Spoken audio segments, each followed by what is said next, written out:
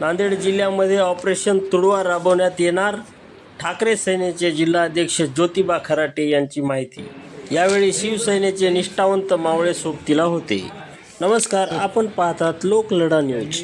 गद्दारी केल्यानंतर ऑपरेशन तुडवा हा आदेश पक्षाचा आम्हाला या ठिकाणी आला आणि ऑपरेशन तुडवाचं उद्घाटन काल कशा प्रकारे त्या ठिकाणी होणार होतं याची प्रचिती नागेश पाटील आष्टीकर यांनी पाहिलेली आहे.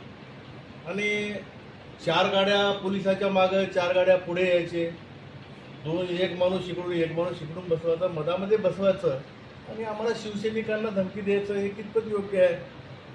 काल त्यांनी भाषणामध्ये त्या ठिकाणी सांगितलं की मी येणार आहे. नागेश पाटील तुम्ही या. 2 वर्षापासून हिंगोली लोकसभा मतदारसंघातील जनता तुमची आतुरतेने तुमचं तोंड पाहण्यासाठी आतुर झालेली आहे. तुम्ही जरूर या ठिकाणी या. पण माझी तुम्हाला एक विनंती आहे, तुम्ही पोलीस प्रशासनाला बाजूला घ्या. Y+ सुरक्षा आहे तुमची ती बाजूला काढा आणि त्यानंतर धमकी द्या. पोलिसाच्या बळावर या ठिकाणी तुम्ही आम्हाला धमकी देऊ नका. या ठिकाणी शिवसैनिक ऑपरेशन तुडवा कसं राबवितात याचा अनुभव तुम्हाला त्या ठिकाणी मिळणार आहे. ते सर म्हटले की काल सकाळी 7:30 पासूनच पोलीसवाल्यांनी माझ्या गावाला, माझ्या घराला छावणीचे स्वरूप दिले होते. एका कार्यकर्त्यामागे 2-2 पोलीसवाले या ठिकाणी ठेवले चाललेत. देवेंद्र फडणवीसांची पोलीस तुम्ही बाजूला सारा.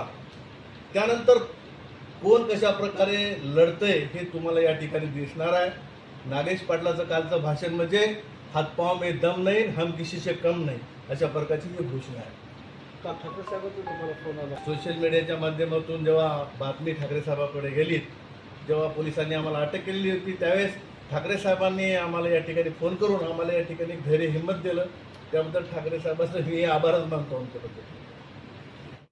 म्हणून आम्हाला केलेलं पाप हे बहुत आहे. आपल्या चॅनल मार्फत या सर्व 6 खासदारांना मी आपल्या चॅनल मार्फत एक शिवसैनिक म्हणून उघड आव्हान देतो की तुम्ही Y+ सुरक्षा काढा आणि त्यानंतर या. आणि तुम्ही जे म्हणताय की बाबा आम्ही असं करू तसं करू, तुडवण्याच्या ऑपरेशन तुडवायला सुद्धा त्यांनी उत्तरं दिली.